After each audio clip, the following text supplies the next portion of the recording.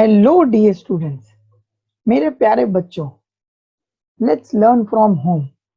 आज घर बैठे पढ़ाई में मैं समर खान सर, जिनका फैकल्टी कोड है HSK, 10th स्टैंडर्ड हिस्ट्री का पहला chapter historiography development in the west का कुछ इंपॉर्टेंट कॉन्सेप्ट्स कराऊंगा।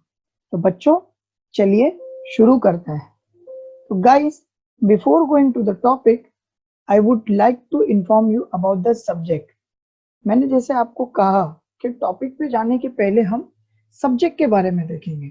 सब्जेक्ट की शुरुआत होती है इंडेक्स से। As you can see through PowerPoint presentation, आज मैं आपको ये कॉन्सेप्ट्स कराऊंगा। गाइस, यहाँ आप देख सकते हो कि ये हमारी टेक्स्ट बुक है, जिसमें आपको सबसे पहले जो दिखेगा वो हमारा इंडेक्स दिखेगा। As you can see we have 9 chapters in history, 10th standard history, जिसमें से हम पहला चैप्टर आज करने वाले हैं, that is historiography development in the west.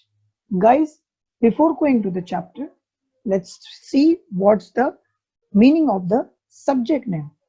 Guys, history is divided into two different names. If you can see, they are two different words. What are they? They are his and story. Here his does not stand for a boy. Okay, यहाँ पर जो his है बच्चा, वो किसी boy के लिए stand या किसी मेल पर्सनालिटी के लिए स्टैंड नहीं होता है। It stand for the entire human race, सारी इंसानियत के लिए। तो it is the story of human being. Okay, right from our stone age till the 21st century, हमने जो कुछ भी किया as a human being across the globe, उसकी मालूमात हमें मिलती है through the subject of history. Guys, जैसे हमें इस सब्जेक्ट से नॉलेज मिलती है अबाउट आवर पास्ट, उसी तरीके से इसे लिखा भी जाता था, तभी तो आज हिस्ट्री तुम तक और हम तक पहुंची है। तो the writing of history is called as historiography. बड़ी आसानी से हमने सब्जेक्ट के नाम के साथ साथ अभी अपने चैप्टर का नाम भी देख लिया। तो गाइस, वेरी इंपॉर्टेंट, थोड़ा ध्यान दो। Historiography means the critical narrative of writing history. History लिखे जाने का जो तरीका होता है बच्चों, उसे हिस्टोरियोग्राफी बोला जाता है। And development in the west means, west यहाँ पर इंडिकेट कर रहा है यूरोप को।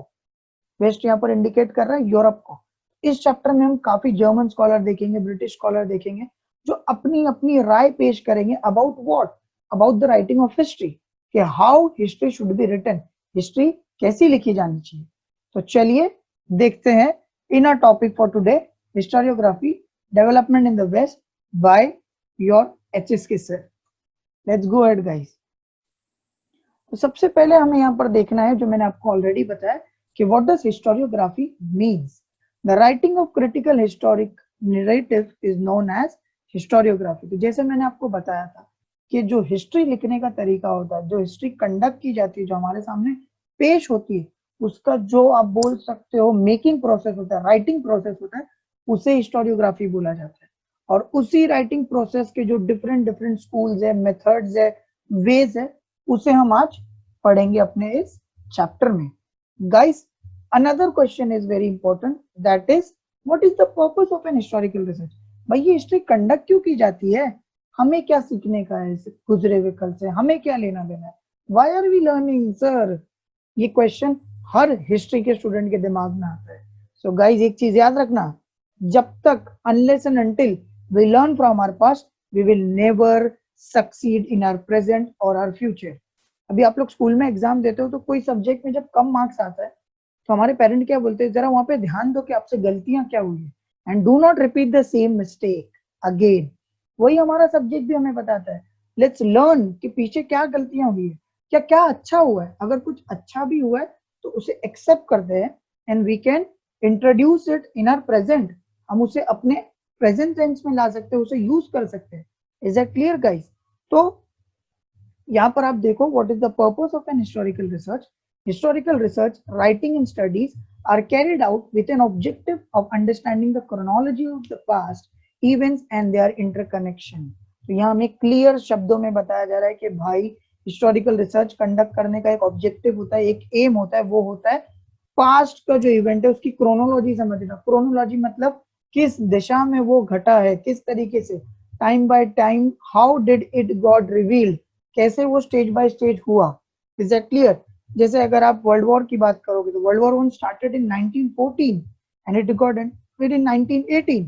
तो उसकी पूरी क्रोनोलॉजी है कि 14 से लेके 18 तक क्या हुआ। The same goes to world war 2 1939 to 1945।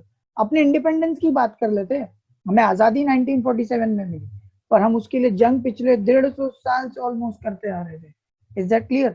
When we get to know about such events in a chronological manner, मतलब step by step, that is the duty of which subject, that is duty of history. और बच्चों सिर्फ ये इन events को पढ़ता ही नहीं है, पर इन इवेंट से अपने प्रेजेंट को कनेक्ट करने की कोशिश करता है। ठीक है, हम इंटरकनेक्शन करने की कोशिश करते हैं। मैंने आपको पहले ही बताया था, we study our past so that we learn in our present. तो हिस्टोरिकल रिसर्च कंडक्ट करने का सबसे simple objective is to learn the past historical events in a chronological manner and try to find out its interconnection with the present situation. Is that clear? And it is a continuous process. History is a continuous process. History कभी भी आप रोक नहीं सकते। आज हमारा जो present है ना दोस्तों, वो आने वाली जनरेशन की हिस्ट्री हो जाएगी। Is that clear?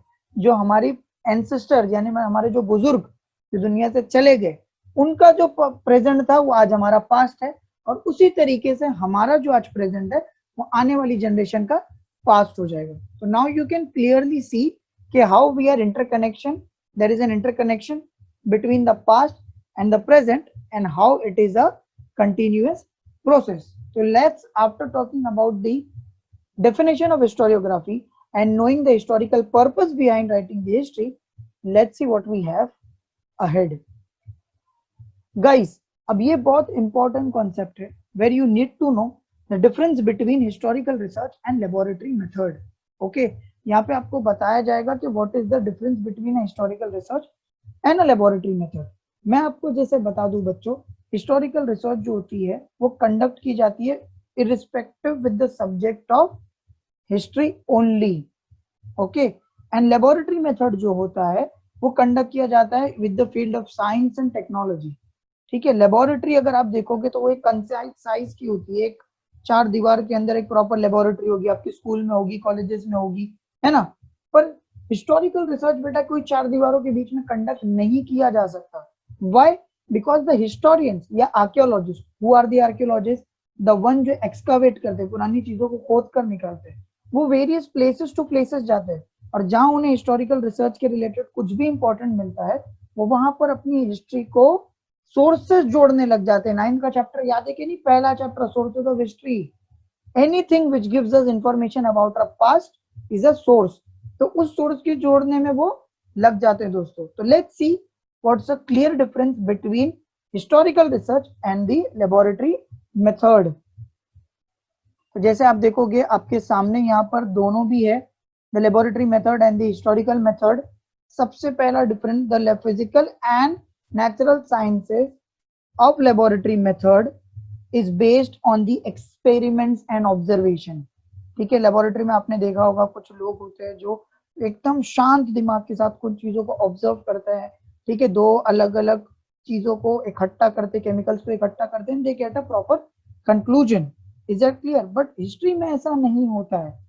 ठीक है, हिस्ट्री में ऐसा नहीं होता है बिकॉज लेबोरेटरी मेथड और observation is not possible in the method of historical research. Why is it not possible?